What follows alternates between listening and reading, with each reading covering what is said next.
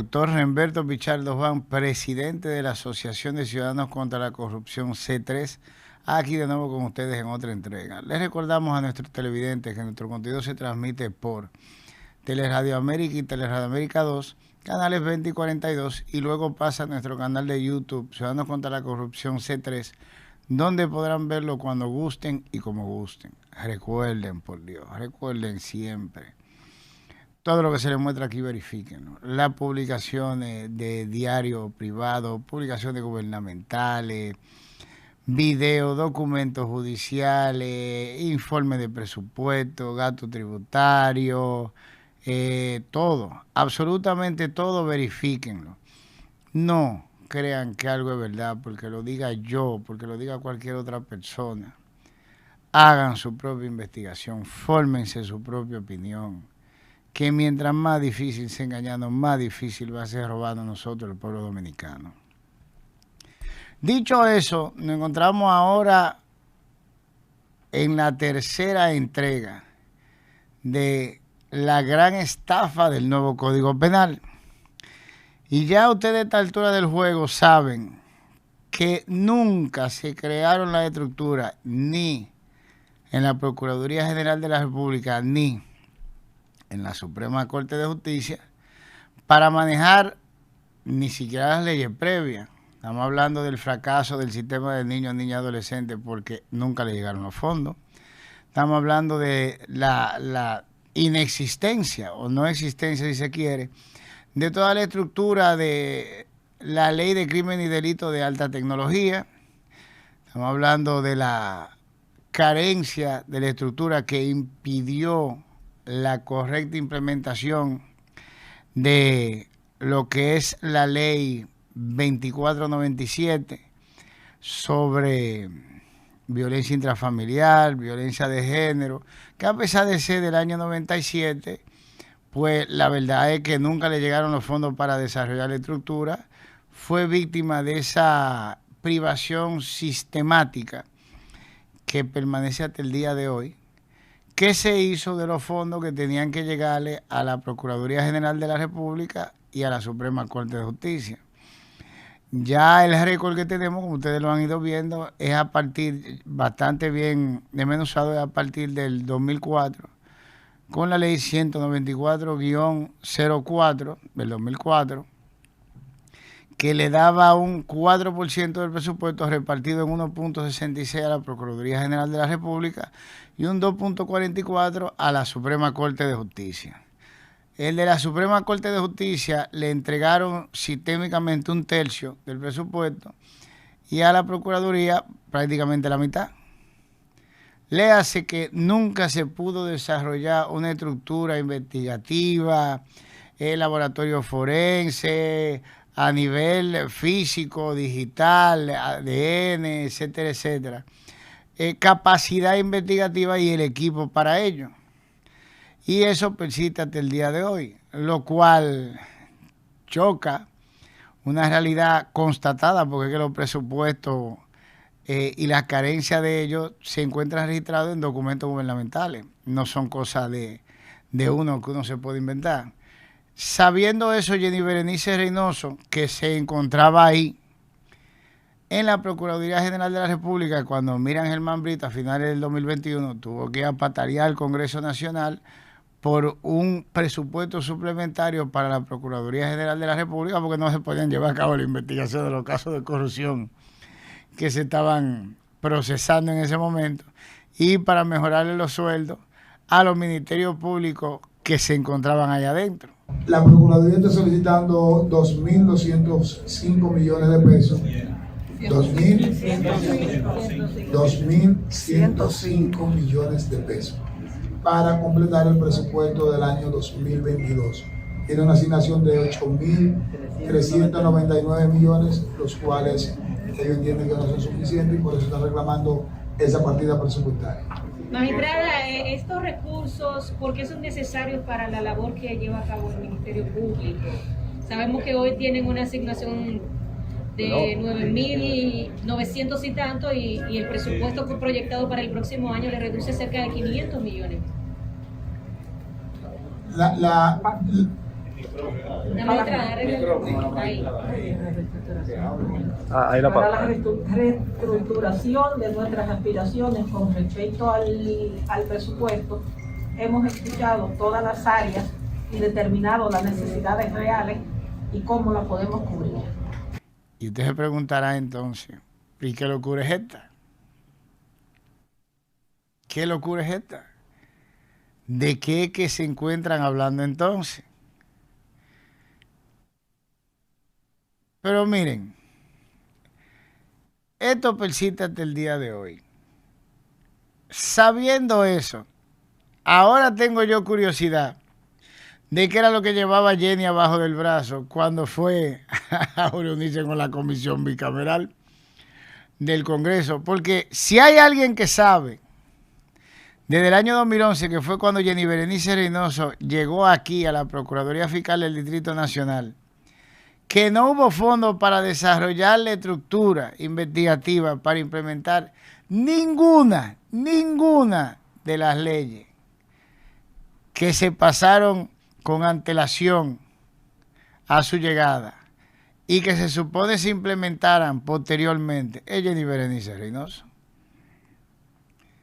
Es así de simple.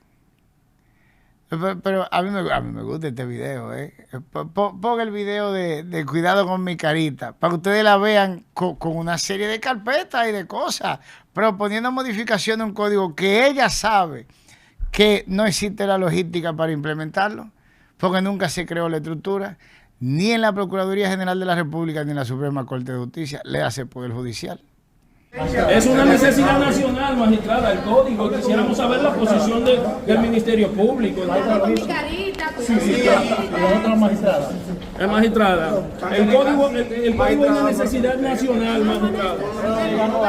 Pero díganos algo de los 120 observaciones que hace el Ministerio 30 Público. 30 segundos que usted no diga. Ya usted hubiese explicado. Sí, hombre. Buenas tardes, tengan buenas tardes, jóvenes.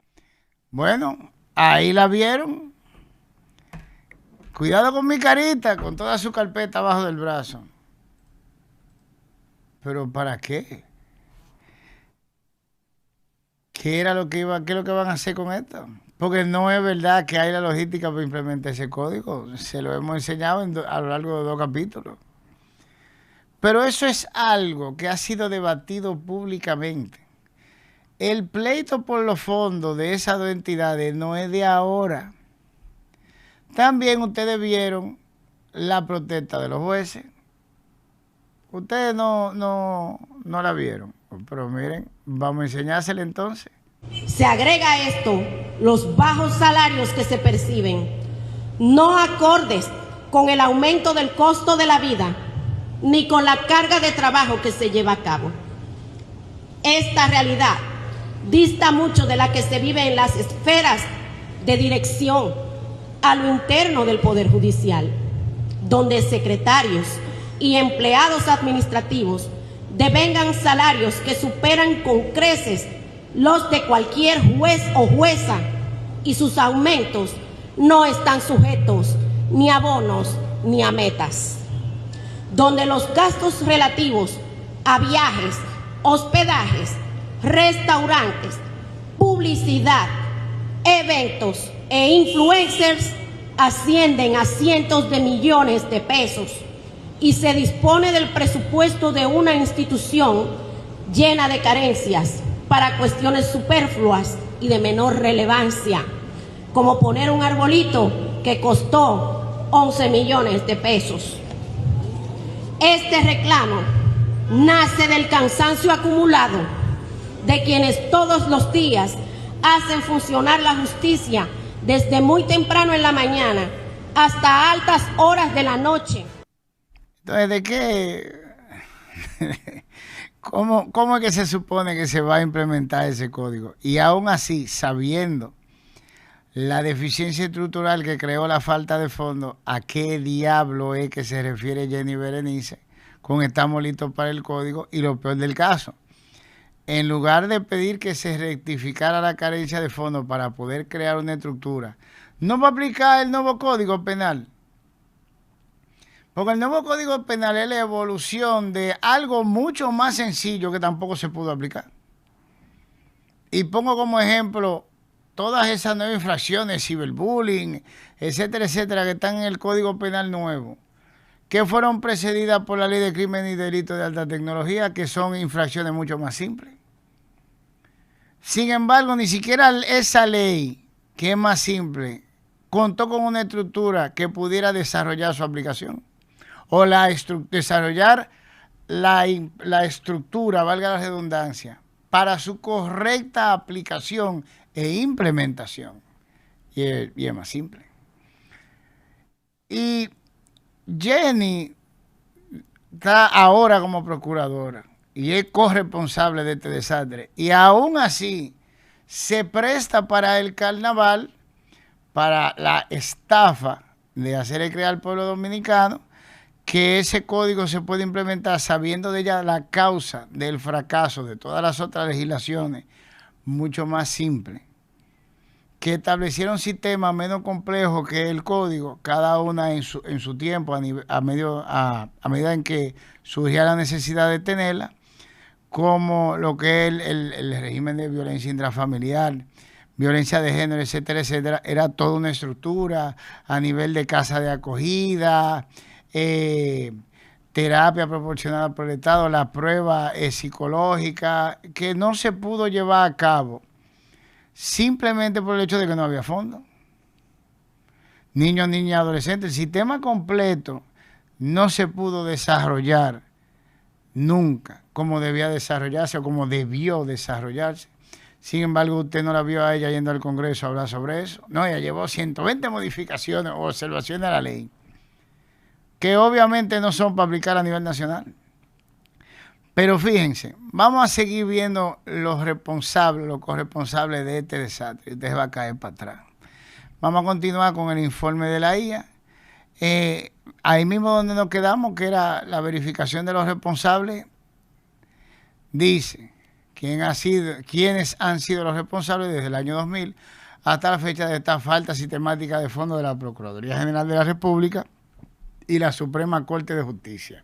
Dice: la responsabilidad de la falta sistemática de fondos del Ministerio Público y el Poder Judicial en la República Dominicana recae de manera directa en los presidentes de la República como jefe del Poder Ejecutivo. De nuevo, eso es Gemini, la hija de Google, no Remberto.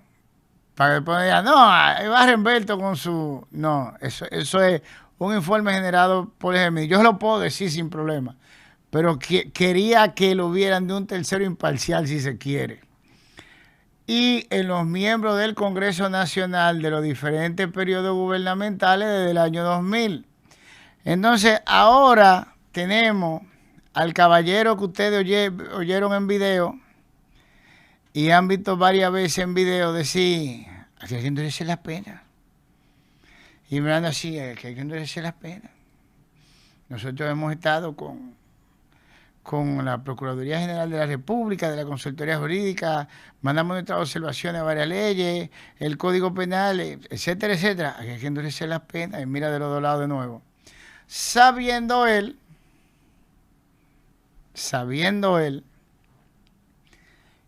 que él nunca aprobó el presupuesto completo ni de la Procuraduría General de la República, ni de la Suprema Corte de Justicia. Tuvimos una reunión con el presidente del Senado y de la Cámara de Diputados, también la consultoría. Estamos revisando también todas las leyes que se necesitan aprobar. Ellos están trabajando en el código, vamos a esperar que termine el Congreso y nosotros pensamos que hay que endurecer las penas, tenemos que endurecer las penas y por eso incluso también mandamos algunas modificaciones previas, tanto al Código Penal como al Procesal Penal, que lo había enviado desde la consultoría, de acuerdo con el Ministerio, de acuerdo también con la Procuraduría, porque los códigos nuestros necesitan, repito, y el Código Penal específicamente necesita endurecer las penas. De ninguna de las dos lo aprobó. Repito. El presidente de la República nunca aprobó el presupuesto completo de la Procuraduría General de la República y de la Suprema Corte de Justicia. Estamos hablando de un presidente que tiene 6 años. Sin embargo, el año pasado, teniendo 5, sin aprobar el presupuesto que hacía falta, que fue él quien en el año 2021 tuvo que agarrar y aprobar un presupuesto suplementario para la Procuraduría General de la República, para que se pudieran culminar las investigaciones y procesar los casos de corrupción, que luego por la falta de fondos hubo que llegar a acuerdo con todo, pero eso no lo dice Jenny, porque se le acabó la gasolina, el billete para procesar, porque eso fue un presupuesto suplementario para el año 2022, se pidió en el 2021. Ese que aprobó esos presupuestos, presidente Luis Abinader, al año subsiguiente,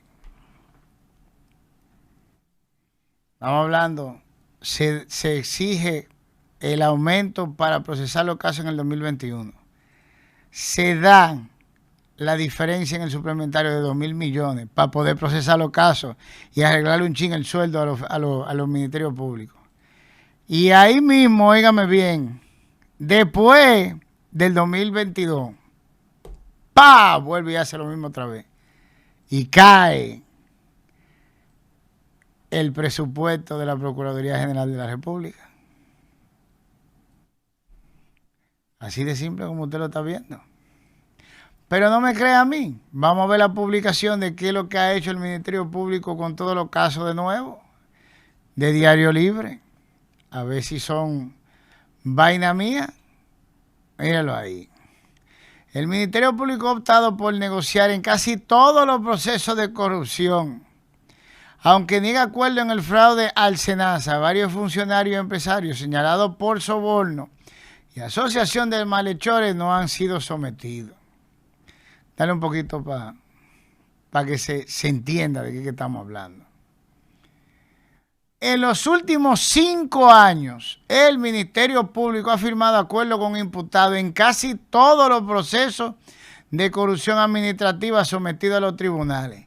Aunque estas prácticas han sido cuestionadas por algunos sectores, los principales sectores del sistema de justicia las respaldan. De hecho, el nuevo Código Procesal Penal vigente desde diciembre obliga a los jueces a promover las negociaciones cuando la parte no muestre su disposición a conciliar.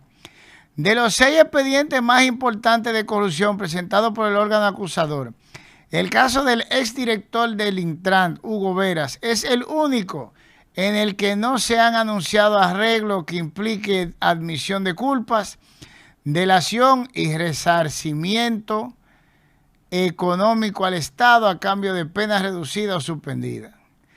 Pero ya sabemos que no se trató de un problema procesal, si se quiere. Ya sabemos, después de haber hecho la investigación, que se trata de falta de cuarto. Falta de dinero.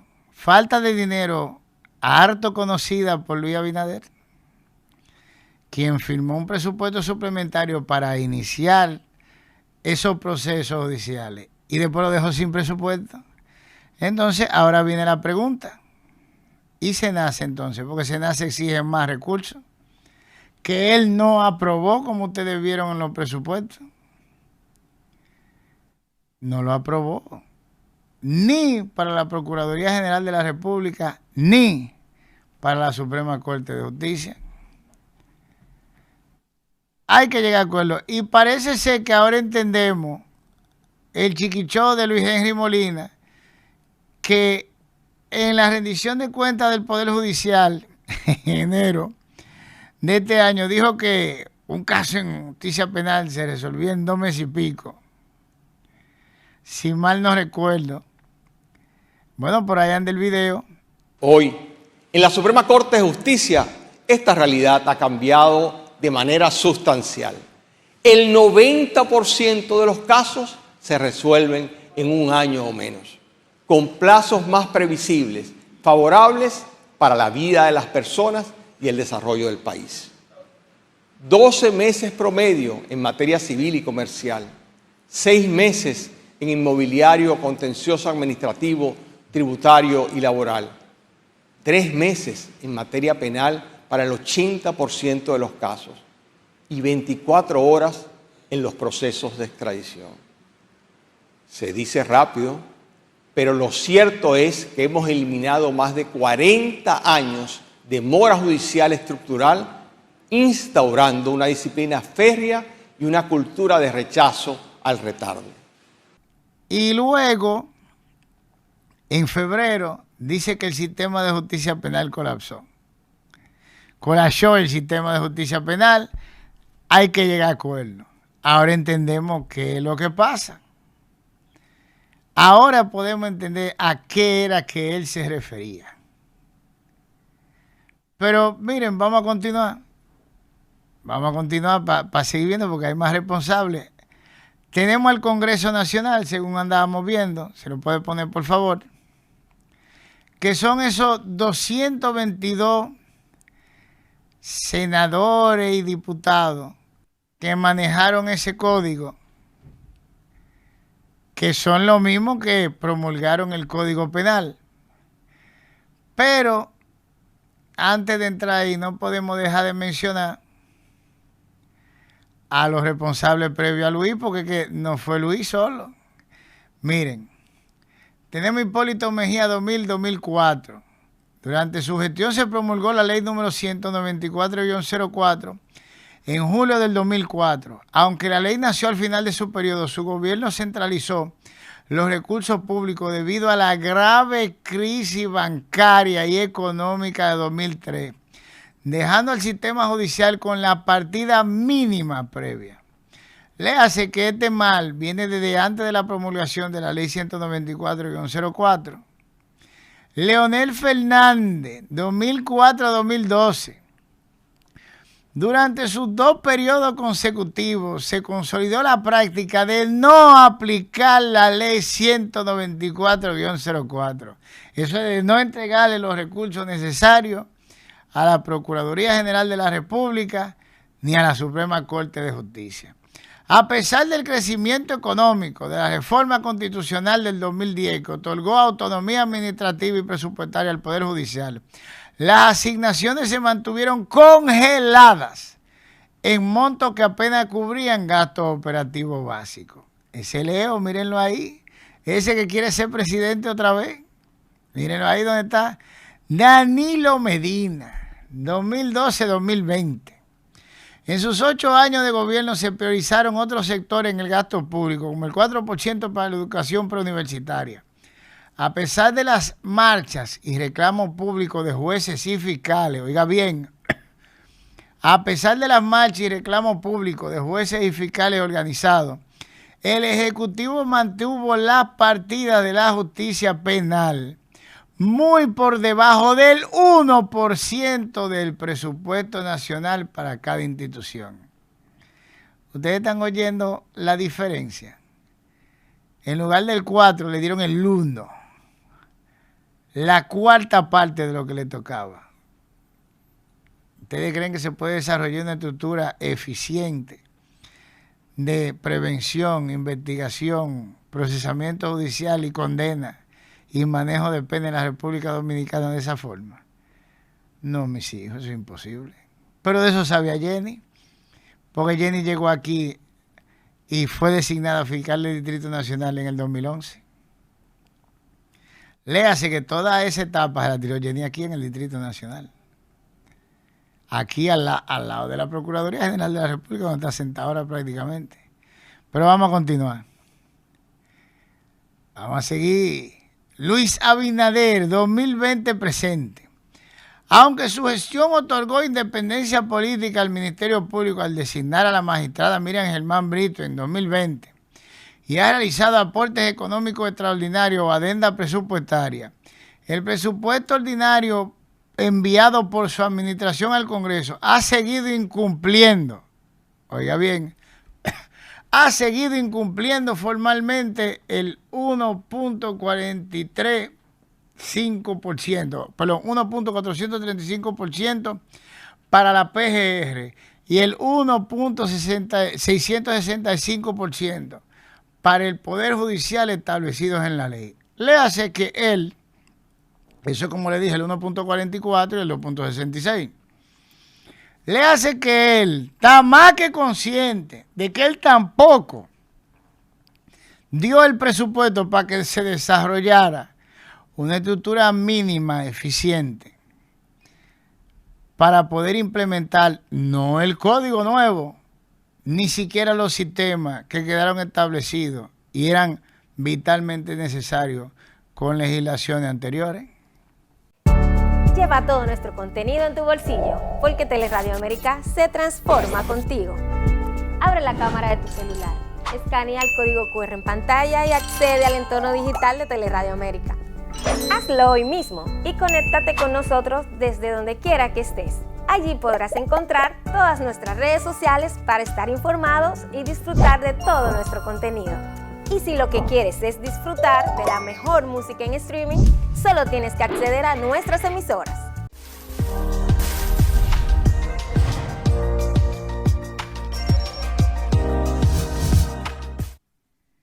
Entonces, ¿qué es esto?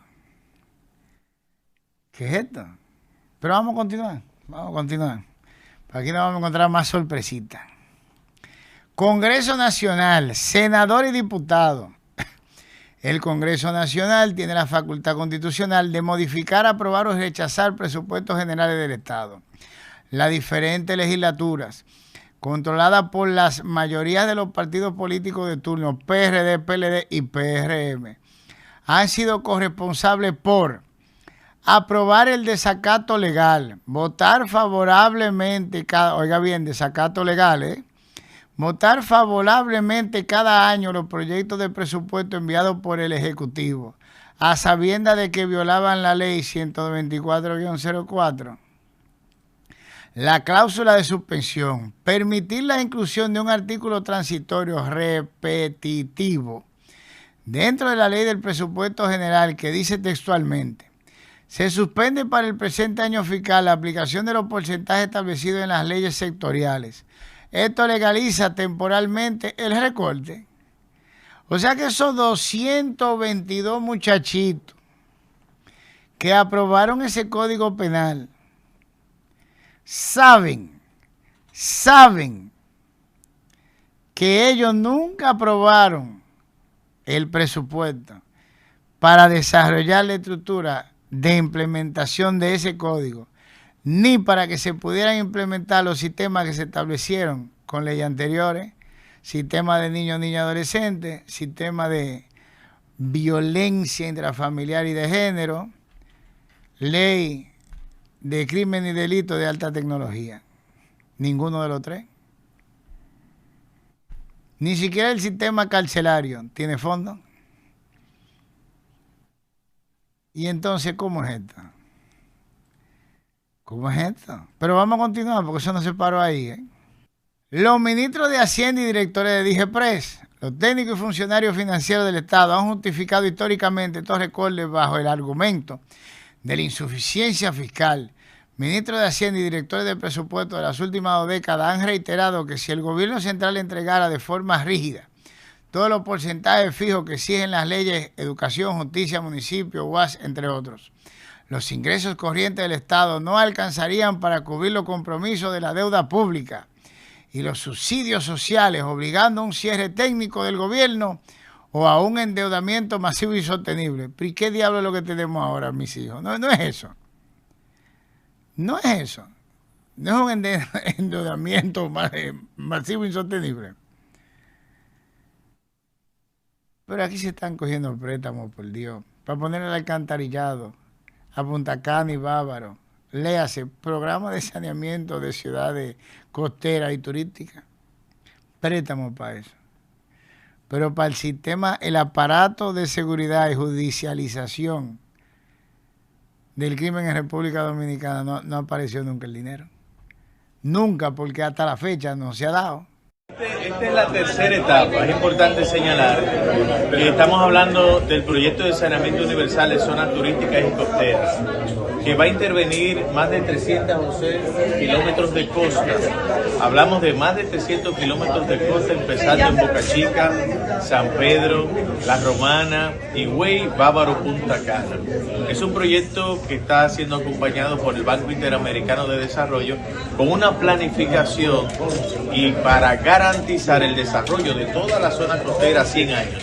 Esto es una deuda que tenía nuestro país de hace mucho tiempo, que el presidente Luis Abinader ha apostado al futuro de la República Dominicana y ha tenido la determinación y la responsabilidad de poner el tema del agua y el saneamiento como un eje fundamental en su gestión de gobierno. Por lo tanto, lo que venimos a hacer hoy es la tercera reunión que tenemos con la Comisión de Hacienda, donde hemos venido con nuestros técnicos para presentar, para escuchar, para responder cualquier tipo de inquietud que genera una inversión de esta naturaleza. Pero es importante que todo el pueblo dominicano sepa que esto es algo que se ha planificado con tiempo y que se ha venido desarrollando conforme a los tiempos, valga la redundancia, y hoy correspondía conversar sobre esta tercera etapa que corresponde a el saneamiento de Bávaro, Verón, Punta Cana, igualmente al reuso del agua, solución de agua potable y reuso de las aguas luego de ser tratadas residuales. En un hecho inédito, sin precedentes, en la historia dominicana se van a utilizar las aguas residuales luego de tratadas para los jardines, campos de golf y demás. Se van a utilizar las aguas residuales luego de tratadas para los jardines, campos de golf y demás. Vamos a continuar. ¿Podrían los procuradores generales de la República y los jueces presidentes de la Suprema Corte de Justicia y del Poder Judicial haber combinado al Poder Ejecutivo y al Congreso Nacional, el Ministerio de Hacienda, para que entregara la totalidad de los fondos de su respectivo presupuesto? Dice, sí, legalmente tienen la facultad de combinar al Poder Ejecutivo, al Congreso Nacional y al Ministerio de Hacienda, pero en la práctica institucional y judicial dominicana, los intentos de someterlo por la vía legal fracasaron debido a decisiones del propio sistema de justicia, 194-04. Los procuradores generales y los presidentes de la Suprema Corte de Justicia contaban con herramientas constitucionales y procesales, pero su uso enfrentó importantes barreras políticas, estructurales y jurisprudenciales. A continuación se detalla cómo se intentó que vías legales existían y por qué no se logró forzar la entrega total de los fondos. 1. Para que ustedes estén conscientes de que esto ha sido un debate largo durante más de 2 décadas, Eso no se quedó en hablarlo. El intento histórico del freno del Tribunal Constitucional, oigan esto, el Poder Judicial sí intentó utilizar la vía jurisdiccional para obligar al Poder Ejecutivo y al Congreso a entregar el presupuesto de ley. La demanda del Colegio de Abogados CAR. En el año 2012, gremios jurídicos y de la sociedad civil interpusieron una acción constitucional exigiendo el cumplimiento de la ley número 194-04. La sentencia TC 0001, diagonal 15, el Tribunal Constitucional de la República Dominicana emitió una sentencia histórica que sepultó la posibilidad de combinar al Ejecutivo por la vía de la fuerza judicial. El TC dictaminó que si bien la ley 194-04 otorga autonomía, el presupuesto nacional está sujeto a la disponibilidad real de los ingresos del Estado. El criterio del TC, el tribunal argumentó que el Congreso Nacional tiene la facultad soberana de programar el gasto público anual y que una ley sectorial no puede subordinar la totalidad del presupuesto general del Estado, validando implícitamente los artículos transitorios que suspenden los porcentajes fijos. Fíjense por qué esto es tan interesante. Esa sentencia es del 2015 y la acción judicial se presentó en el 2012. ¿Ustedes se acuerdan de quién era el presidente del Tribunal Constitucional? Milton Rey Guevara. Entonces ahora yo quiero que ustedes vean un video de los super duper defensores de la entrada en vigencia a la mala del nuevo Código Penal, para que ustedes oigan lo que dice Milton Rey Guevara y ustedes me digan qué es lo que él está hablando. Porque si hay alguien que sabe que nunca se entregó el presupuesto para crear la estructura que pudiera aplicar no solo ese código, sino los sistemas anteriores, es Milton Rey Guevara, que fue el que procesó el caso en el Tribunal Constitucional y negó la posibilidad de constreñir al Ejecutivo a que entregara esos fondos. Pero vamos a oírlo para que ustedes lo oigan y lo vean con sus ojos. Vamos a suspender la aplicación general del código, que tiene figuras nuevas que sancionan delitos que laceran el sentimiento y el corazón de los dominicanos. Si quieren seguir ese camino, que lo sigan. Pero eso tiene un límite, porque la sociedad, ¿a dónde la van a llevar? A que empiece a hacerse justicia por sí misma, por sí sola. Pero ¿por qué tienen que parar el código? Es porque le tienen miedo al código. Es porque quieren que la delincuencia siga como va, en gran medida, porque eso afecta a los dominicanos. Ahí hay 40 tipos penales nuevos que son necesarios para asegurar la convivencia en el país. Ustedes lo vieron. Ustedes oyeron lo que dijo Milton Rey Guevara, el hombre que cerró la posibilidad en el Tribunal Constitucional de que ese presupuesto llegara como tenía que llegar para crear la estructura de persecución de ese crimen del que él está hablando. Ustedes lo están oyendo. Ese fue el que presidió el tribunal que dictó esa sentencia, que le cerró el camino a que ese presupuesto llegara. Pero usted, si no conoce o si no ve lo que yo le estoy enseñando, jamás en la vida se va a imaginar que ese verdugo que está hablando ahí de algo que él sabe que es imposible de aplicar, porque él fue copartícipe de que fuera imposible de aplicar. Usted lo ve ahí en ese video hablando y te dice, pero es verdad. Oye, ¿qué es lo que pasa? ¿Será que esta gente son aliados de la criminalidad? Lo que no quieren que ese código entre en vigencia, como lo dice él. Eso es para que usted vea de qué material está hecho el ex juez presidente del Tribunal Constitucional, que no tiene problema en agarrar y decirle al pueblo dominicano que la persona que estamos hablando de que eso no tiene forma de implementarse y que va a ser un desastre peor del que ya está, y que de lo primero que hay que hablar es de cómo es que se va a financiar la estructura para aplicarlo. Somos copartícipes o de alguna manera cómplices de la criminalidad en República Dominicana. Que él saboteó la formación del mecanismo precisamente para perseguir y sancionarla. Ya ustedes ven cómo, de qué que está lleno esto. ¿Lo ven? Pero mira, continúa el video donde se quedó. Yo diría que se puede dejar que el código entre en vigencia y que se someta los ajustes, porque el hecho de prorrogarlo nos deja en la situación anterior. Como dije al principio, no es que para mí esto es un absurdo tampoco, ¿no? Pero yo preferiría que se deje entrar en vigencia y quién sabe si antes de la entrada en vigencia ya está sometido el proyecto de ley con los ajustes. Que a futuro cualquier tipo de modificación que se entienda que se le deba hacer, pues se podría hacer, pero no se puede demorar más la entrada en vigencia del nuevo Código Penal. Yo entiendo que el 3 de agosto debe entrar en vigencia y lo que se pueda revisar más adelante, pues nosotros estamos con las puertas abiertas. Esos dos que ustedes vieron, el consultor jurídico del Poder Ejecutivo, Antoliano, que mandó mucho presupuesto antes de ser designado ministro del, Ministerio de Justicia, ahora, sabe, porque él es que verifica lo que firma el presidente de la República, que nunca se entregaron los fondos para crear la estructura para implementar eso. Y el presidente del Senado, que era el que lo recibía, también lo sabe. Sin embargo, usted lo ve ahí declarando, no se puede postergar la entrada en vigencia de esto. No, huyendo, la criminalidad no va a arropar. Cuando ellos fueron copartícipes de sabotear la creación de la estructura para perseguir el crimen aquí en la República Dominicana. Eso es para que usted vaya entendiendo con qué tipo de gente que nosotros, el pueblo dominicano, estamos tratando. Pero no se preocupe que le vamos a seguir mostrando a ustedes hasta culminar con esta serie, si se quiere, de programa sobre la gran estafa del nuevo Código Penal, pero por hoy lamentablemente lo tenemos que dejar hasta aquí. Se nos acabó el tiempo, así que nos despedimos y que el Señor los bendiga.